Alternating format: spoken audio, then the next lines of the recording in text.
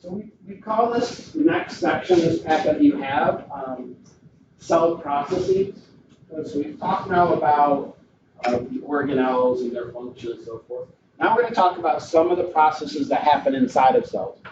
Transport processes, photosynthesis, respiration, cell division, sort of these activities that are important in how cells function and how living organisms function as well.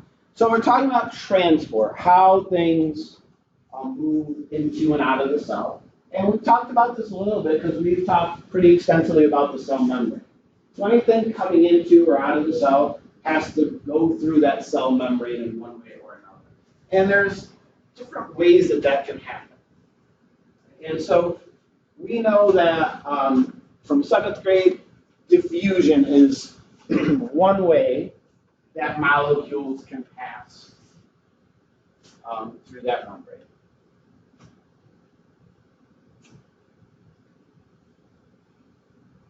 So if you remember diffusion, molecules move from what to what concentration?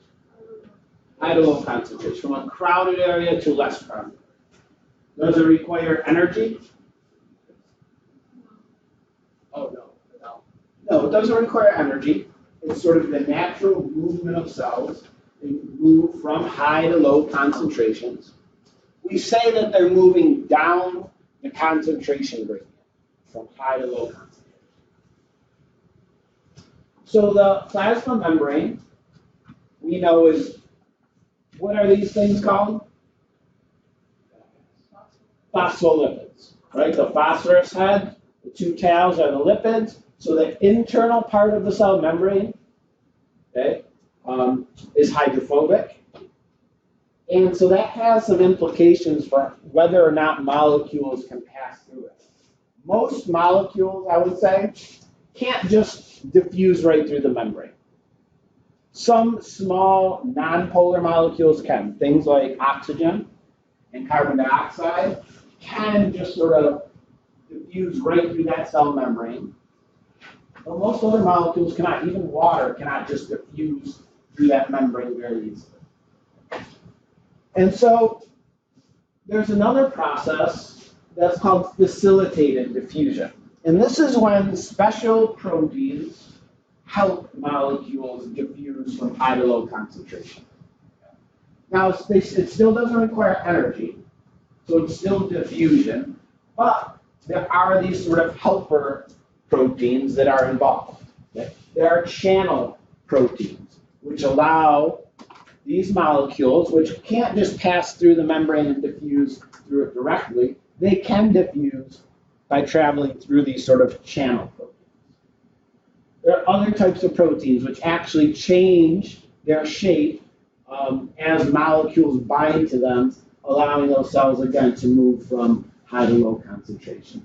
But these are still considered passive transport, still considered diffusion. They just need a little bit of help, hence the name facilitated.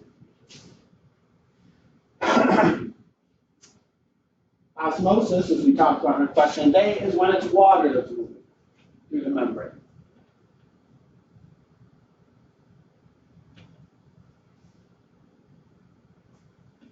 Is water a polar molecule? Yes. It is. It can't just pass through the cell membrane. There are special proteins called aquaporins that act as sort of channels through which water specifically can diffuse. So as we talk about osmosis, and we'll do a lab on osmosis. We look at osmosis in the state lab we do this week as well. We have some terms that we use. We're referring to concentrations. Hypotonic, hypertonic, and isotonic. So these terms have to do with how much solute there is in a solution. Remember, a solution is made of a solvent that contains a solute, the thing that has been dissolved. So the prefix hypo, hyper, iso refers to the solute. So what does the prefix hypo mean? Lower. Lower or under. Like where does a hypodermic Beetle growth in your skin, under your skin.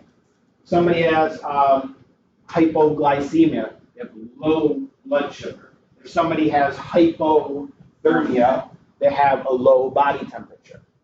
So hypo means sort of low levels. So a solution that is hypotonic to another solution means it has less solute and therefore more solvent, typically water. If we say that a solution is hypertonic to another solution, again, we're referring to the solute. Hyper means above, higher levels of something. So hypertonic means there's more solute than another solution, and obviously then less water. Isotonic, back from earth science, isobars. Yeah. What does iso mean? Well, it can be used, but isobars connect points of equal or the same pressure or altitude or whatever. Yeah. So iso means the same. So if two solutions are isotonic to each other, they have the same amount of solute, same amount of water. So we'll use those terms. If a cell is placed in a hypotonic solution, okay, so the solution has less solute, has a higher water concentration, what happens to it? What happens to cells when they're placed in a solution with high water content? Water diffuses into them, they can swell up, they get larger. If we place a cell in a hypertonic solution, they shrivel, they shrink. That is plasmolysis. What about if we place a cell in isotonic solution? There might not be a. Yeah, it'll stay the same. Now, it doesn't mean that molecules don't pass back and forth across the membrane, they do, but we say there's no net movement. They're not overall going in or out. It's about equal. So, just in a illustration here, we have a diagram of cells placed in a hypotonic solution, gain water. So there's more higher concentration of water on the outside. Water travels in, okay, and the cell can burst sometimes, can swell. What's coming out of it? Just the cytoplasm. So if this were a blood cell, and it bursts because it's placed in pure water, then the contents would leak out. In a plant cell, these plant cells in a hypotonic solution, again, they gain water as well, but because they have that cell wall sort of containing the contents of the cytoplasm, the water in the cytoplasm pushes out on the cell wall, giving them sort of a very strong structure, shape. Okay, they're more rigid, but if you inflate a beach ball completely, okay, the pressure of the air pushing out against the plastic of the beach ball gives it a strong, rigid shape. In an isotonic solution, then you have movement of water back and forth, but no net change in the cell. And in a hypertonic solution, the cell loses water and shrivels up. Plasmolysis happens. In plant cells, the central vacuole loses water, and it doesn't have that turgor pressure pushing against the cell wall, and that's when plants can wilt, because they don't have that pressure on the cell walls keeping them upright. That's the vacuole. That's the central vacuole. Other blue, this. Here. I only see one blue ring. In between the wall and the outside. Oh, it's just like. Open space. Oh, yeah. Oh, here? Oh, I see what you're saying. Here? Yeah, it's just sort of withdrawn. So the cytoplasm is shriveled so much that the cell membrane is withdrawn from the cell wall.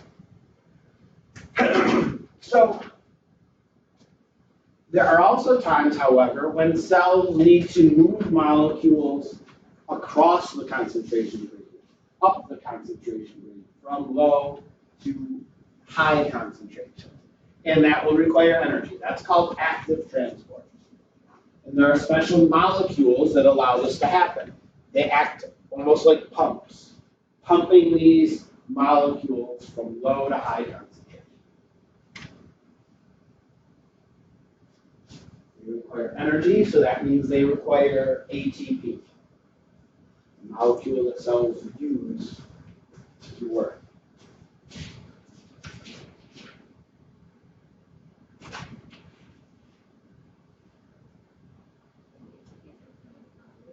Yes, it's produced from other countries.